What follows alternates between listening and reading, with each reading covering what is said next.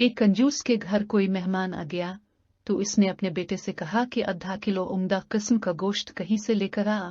बेटा बाजार गया और काफी देर बाद खाली हाथ घर लौट आया। कंजूस बाप ने पूछा, गोश्त कहाँ है?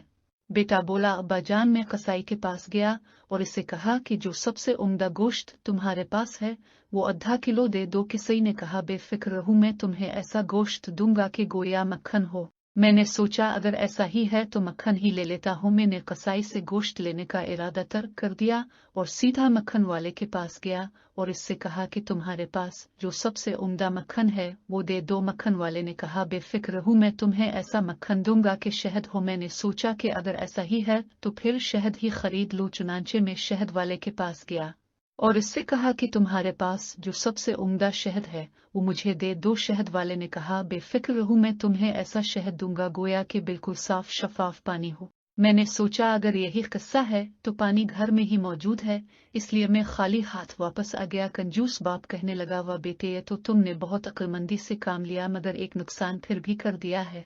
वो ये कि एक दुकान से दूसरी दुकान जाने में तुम्हारी जूती घुस गई होगी। बेटा बोला, नहीं अब्बा जान, ऐसा नहीं है, मैं तो मेहमान की चप्पल पहनकर गया था, इसलिए कोई नुकसान नहीं हुआ। बेचारा मेहमान जो बड़ी देर से खाने के इंतजार में बैठा हुआ था फौरन उठा और अपनी मंजिल को रवाना हो गया कि कहीं दूसरे वक्त के खाने के इंतजार के लिए मजीद तकलीफ न बर्दाश्त करना पड़े। मजीद अच्छी वीडियोस के लिए चैनल को सब्सक्राइब करें और बेल के आइकन को लाजमी प्रेस करें।